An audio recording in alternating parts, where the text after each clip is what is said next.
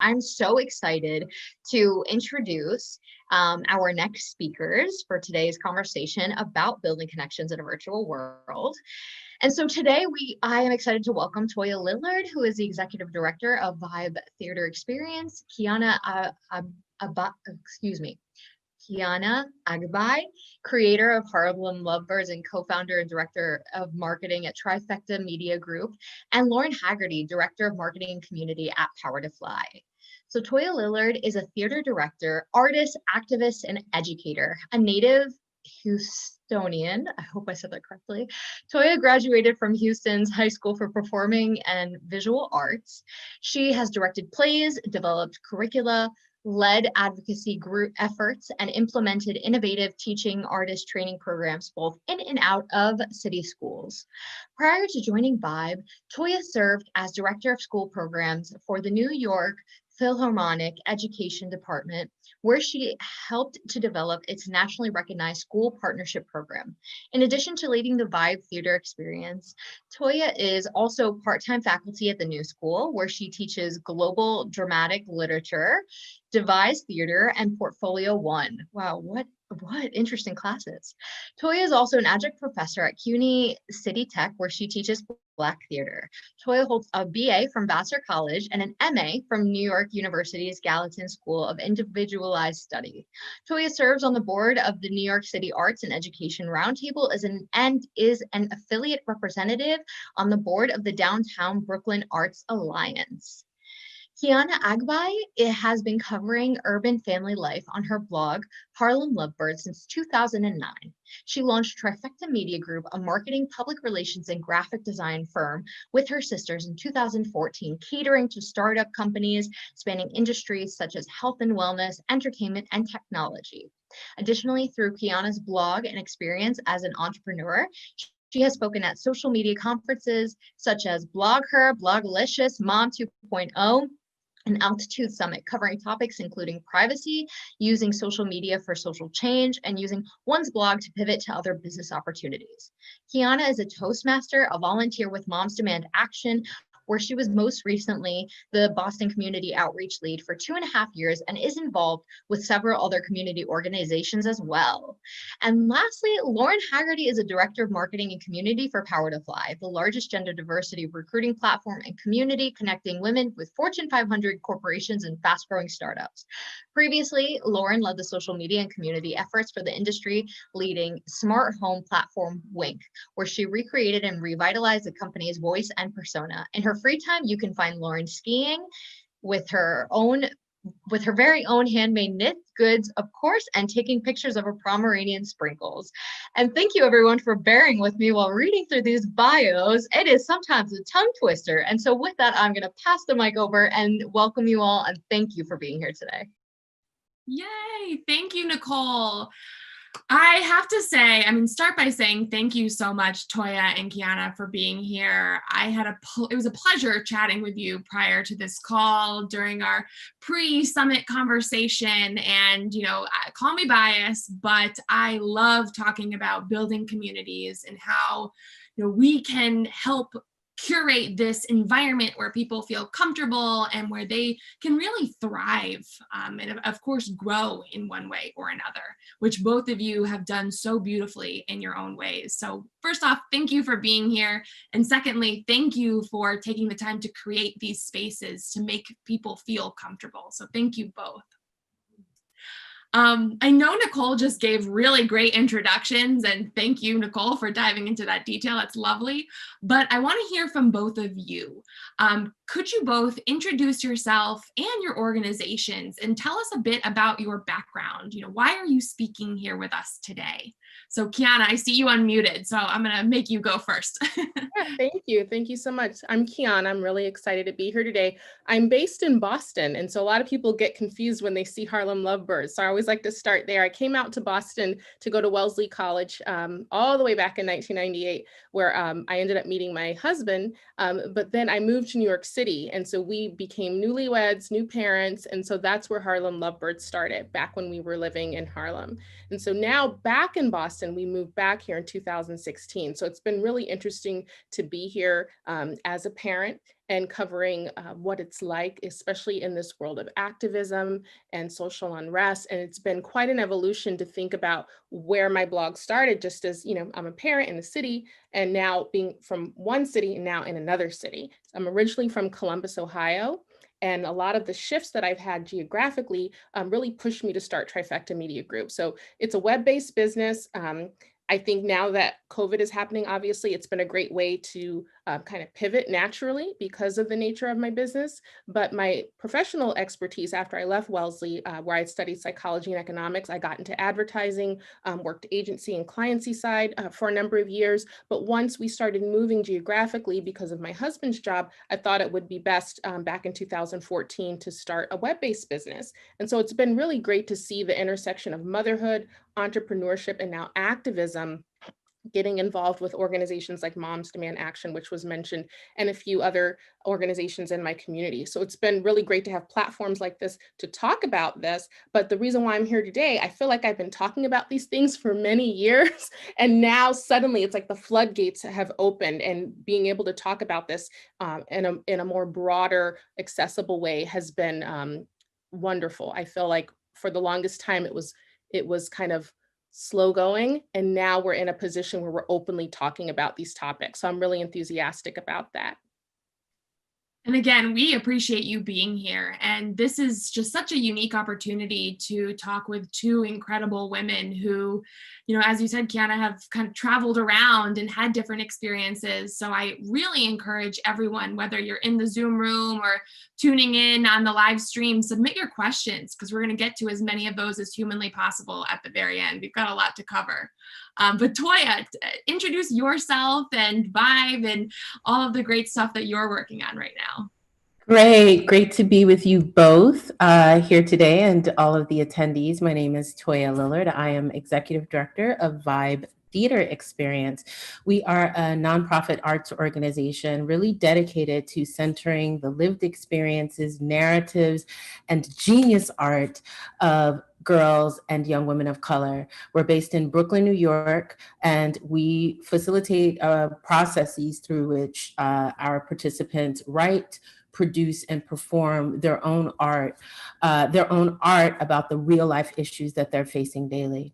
So as Quiana mentioned before, our young people, our young women have been, through their art, talking about a lot of the issues that are just now gaining national attention. For example, school pushout. Black girls are 6 times more likely to be suspended from school nationwide as their white counterparts. They've been talking about harassment. They've been talking about the school to prison pipeline. They've been talking about gender parity. They've been talking about racial equity, all through the lens of having an artistic response to the world around them. We see our young women as geniuses, as whole human beings that show up to us that way. And our only job is to provide a platform for them to amplify the voices that they come to us with. We stray away from this idea that children come to us broken, in need of some sort of fixing through a 6-week or even a 6-month program. We understand that young people are hungry for platforms to express themselves, particularly young people of color, especially girls and young women of color. So our only purpose is to provide a platform and to provide the resources and the support that these young women have been craving their whole lives. Our work is really at the intersection of art and social justice and advocacy, because our girls and young women are performing the everyday acts of bravery that they consider that is a part of saving their own lives. So what some people call activism, they call the everyday rudimentary things that they have to do from 9 to 5, the speaking truth to power, the speaking up and out about injustice. These are actions that our young women are taking bravely in ways that are unseen and unheard and unlistened to. So our organization was started 15 years ago with the purpose of placing at the center those who need our ears and our resources the most. I've been executive director for the past 8 years. I came on as the first full-time executive director, and a part of my work has been creating leadership and also employment opportunities for our alumna and for young women. So I'll just stop there. Really excited to be here. And personally, I've been a part of a lot of conversations about making connections because most of my work and my lived experience has been placing community and community care at the center. So really happy to be here and share strategies and tools and techniques for making real connections. Beautifully said, Toya. And I highly encourage everyone to check out her website, the Vibe website rather, and watch some of the snippets from performances. I was like truthfully blown away just by how talented these young women are. And it's fabulous that you've created this space for them to share their stories, which is so important, especially today. So Toya, you talked a little bit about the mission in your statement. But how have you adapted that mission in the wake of live performances and in-person programming really being put on hold right now? What does that look like for your community? For our community, it looks different because our girls and young women, and myself for that matter, I'm here in Brooklyn, New York. We are living in communities some of the communities that have been hardest hit by COVID-19. So for some other organizations, there is this overuse of this word pivot. And so once people close their doors in March, the next week, oh my goodness, you wake up and people are like, here we are, we're virtual now. And my first thought was, how did these kids feel? Have they pivoted? What was pivoting like for them? It must have been stressful because it seemed stressful to me. So we strayed away from this idea of pivoting that is just pretending as if the world were the same and we were just going to offer things virtually. We began by asking questions, asking our young women what they needed, how they felt, what their experience was surviving. And we quickly found that we needed our mission to be even more expansive. We thought that our mission was pretty expansive, but needed it to be more expansive to include wellness, healing, therapy for our participants, some of whom were having suicidal ideation. We then asked our participants if program was what they wanted, if that was something that they could handle, and quickly found out through their responses that, if they had the therapy, the community care, were relieved of food insecurity, then absolutely they'd be into some programming and some virtual art making. So our journey was led by our participants and led with their survival in mind and also their liberation in mind. Also, these are young people who were involved in the social movement before COVID-19, before it gained international attention. So really figure out the different ways that we never imagined that we could serve more girls. It meant that we went national, being virtual. So we were able to serve more girls in more places. But wow, having the opportunity to have teenage girls of color lead the way in this virtual world was, for me, as someone who didn't have a lot of experience, refreshing. It was organic and really holistic for our organization, and the right thing to do in terms of being an organization that is intended to serve young people. That's just so incredible. And I echo a lot of what you said. This virtual experience has been hard on a lot of us, but for some people who don't have access to, those in-person resources, having the opportunity to participate in something like Vibe virtually, from small town USA, that's really incredible and such a unique opportunity based in this hard situation that we're all in. So I can't imagine what that feels like as the, head of all this programming. One thing I didn't mention was that we also began to pay our participants a stipend. And here in New York City, there's a program called the Summer Youth Employment Program that I would say 95% of our participants really rely upon for their summer job employment. Those funds help out their household. And it was canceled because of COVID-19. It was reinstated later on by the city council, but really too late for our girls to take advantage of. So really responding again to this food insecurity, people's parents are out of work, beginning to offer sizable stipends to our participants for the time and the space that they hold for program, not assuming that just offering the program is going to be enough, not assuming that whatever it is we have to offer them will be more than the time that they will need to earn money for their families. So folding that into our mission as well, and understanding that for our demographic here in Brooklyn, those stipends meant something. The girls took them very seriously. Some of our girls opened their first bank accounts because of those stipends. And now it's a part of forever. We're going to always pay our participants for everything that they do. We'd always paid our young women, our 18 and up sort of population, but the 13 to 18-year-olds also deserve to be paid in that way as well. And I would advocate anyone who runs programs for youth to consider that as well. Fantastic. And thank you for sharing that. I think that's so important. And Quiana, let's go to you next. So I love your blog. I, scoured it over the last few days, and the imagery is beautiful, the message is beautiful, and overall the content is just really fantastic. What inspired you to start this blog, Harlem Lovebirds, and even more so Trifecta Media Group? And, I'm excited to hear what surprise, or have there been any surprise discoveries since it launched that have impacted where you're at today?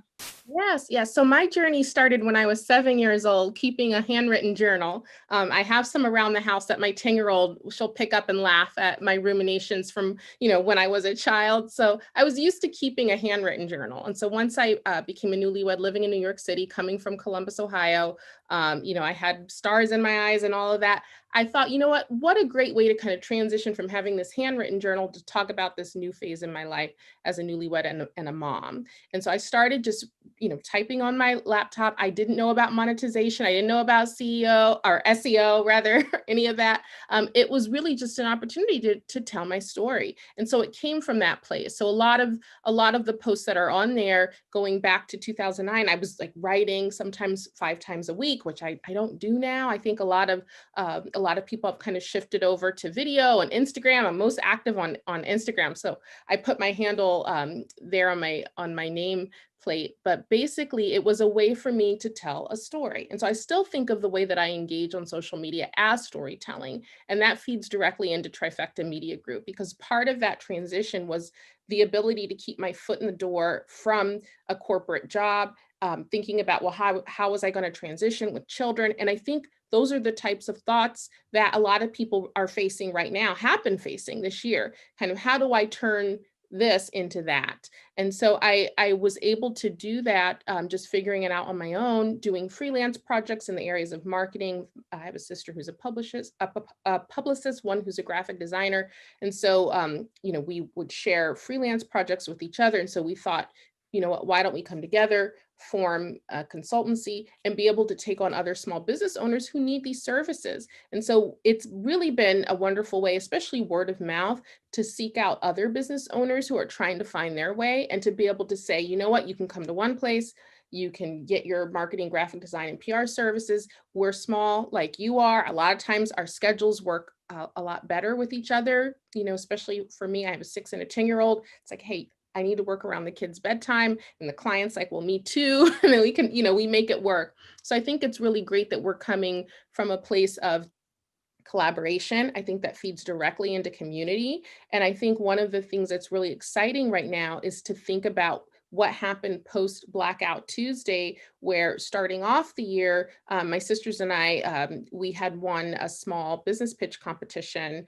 right before COVID. And so we were really excited to think about what the rest of the year was going to look like. And then, everything kind of got shut down and contracts dried up. But I think Blackout Tuesday, once that happened, it was kind of like a V shape with interest, especially in Black-owned businesses and minority-owned businesses. And so what we've seen is an increase in interest I think there's a lot of people who are new to starting their own businesses who are kind of thinking about, what should my marketing plan look like?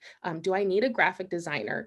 Should I hire a publicist? And so it's really great to be having these conversations, these exploratory conversations with other small business owners. And not everybody needs all of our services either. And so, but what's been really great coming out of Blackout Tuesday in relation to community is that all of these roundup lists and things that have been coming out highlighting in the media, these businesses that are in these locations and those locations, it's been really great for me as a Black woman to find other businesses to support. So I think a lot of times we think of these lists as, those are for white people to find Black owned businesses or businesses owned by minorities, but it's actually serving all of us. So when we think about diversity and community, it's good for the collective. So we have to think of it as something very broad-based. And I've been really excited to kind of see that turn into, a resource for everyone. All those roundup lists, I'm always on them. I'm bookmarking, I'm, trying to find resources for my own business, for my clients. And as far as surprises, a lot of people are surprised that my sisters and I get along really well. I'm not surprised. I love my sisters, but I hear that a lot. I'm like, oh, you get along with your sisters well enough, to work with them? And I'm like, yeah, well, we love each other. So that's great.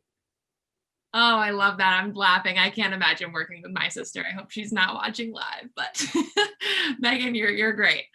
But I'm really glad that you brought up, you hit so many really great points, and, without kind of going so into the weeds, I'm watching the time and thinking, how are we going to get to all these questions? So I'm going to jump right to the next one.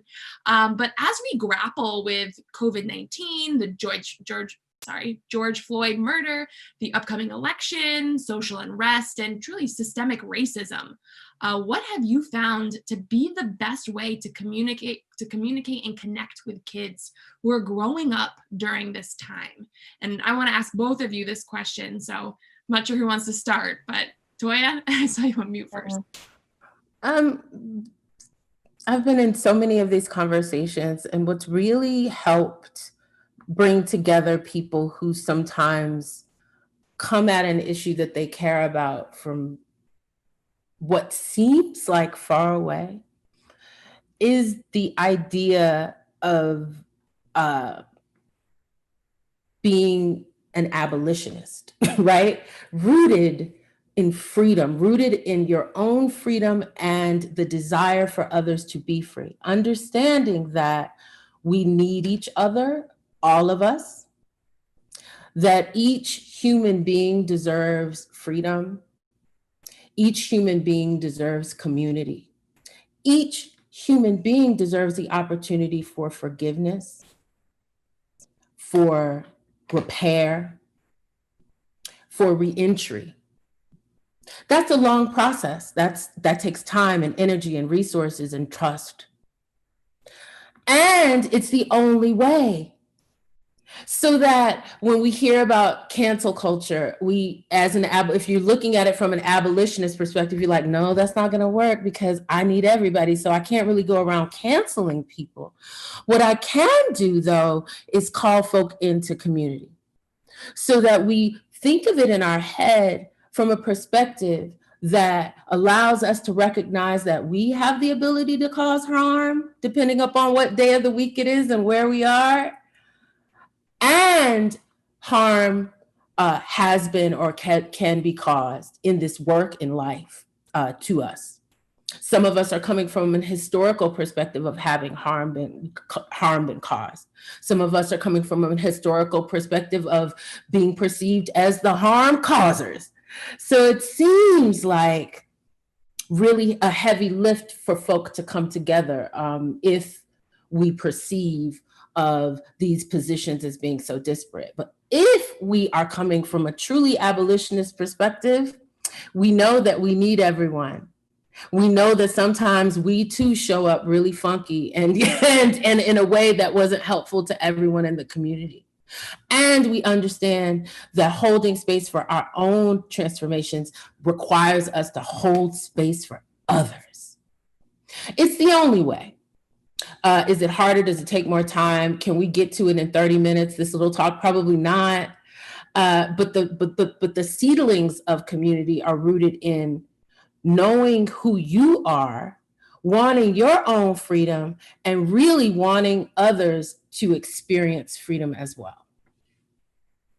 Beautifully said, Toya. Thank you so much. And Quiana, what do you think about this? How does this reflect on your community and your experience? Yes, Toya touched on so many themes that I believe in as well. And like Toya said, that she's been having a lot of these conversations, I have as well. And so there's been a few themes, especially that I see that start in my role as a mother. And I think activism, this notion of being an abolitionist, I think that starts at home. And I think the key to that is communication. So I never want to be the type of person who's so focused on the outside world that I don't see what's happening under my own roof. So I would say start at home, look inward. At yourself, do an audit. I know we like to toss around the word allyship, right? But I think there's more action to be had versus just designating yourself a title, self-prescribing yourself the title of ally. I think there's action that needs to happen. So in this reflective state, you can look at ways that you may have caused harm, and then looking at ways that rather than to call out, we're calling in, like what Toya said. And I think that's how you foster community. Talking with my children, some of the things that I do with them, I check in with them, I talk to them about what are they feeling, what are they experiencing. I think kids are very perceptive. They pick up on a lot more than we give them credit for. In our home, we don't keep the news running on a loop. We don't talk a lot about the sound bites and things of that nature. We let our children know, like, it's an election year. They know that. They know that things are happening that keep them obviously from being in school. We talk about the ramifications of that. So I think there's really important age-appropriate messages that you can have if you are a parent or a caregiver. But I think what you need to do first is start within yourself. Think about, what does that lifelong anti-racism journey look like? You know, like Toya said, you're not going to have this all wrapped up in a bow in 30 minutes, but think about ways that you can commit. Where can you show up? I know we're virtual, but are there virtual town halls? Are there postcard writing efforts for Get Out the Vote? Can you call your representative when you know that there's a bill going through that's going to impact your community? Are there things that you can ask for in the wake of COVID, which has really shed light on a lot of inequities? Are there things that you can ask for in your community or other neighboring communities that you can stand up for and be vocal about? So I think there's several different ways that we can be in community, that we can take a piece of this and feel that it doesn't all just fall on you, that if you're in community and we're caring for each other, everybody can take the piece. And then the burden doesn't feel so heavy. And so that's the perspective that I'm coming from, starting inward, looking out into my family, in my community, and going from there. Also, really quickly, knowing who you are besides your work. I know we spent the bulk of the time talking about our work, but I'm speaking from the I, and maybe I'm speaking to my generation. Hey, Gen X, who are you besides your work? If your work were to go away tomorrow, who would you be? Many of us we got nothing. And that's a problem. We can't build community on nothing. So the first step is, who are you besides what you do? Oh, I love this. I love this. And I can't believe I'm getting the 2-minute warning in the chat. I have so many more things I want to talk about. But Quiana, you brought up a really, really good point. And I have to kind of end the conversation on this question.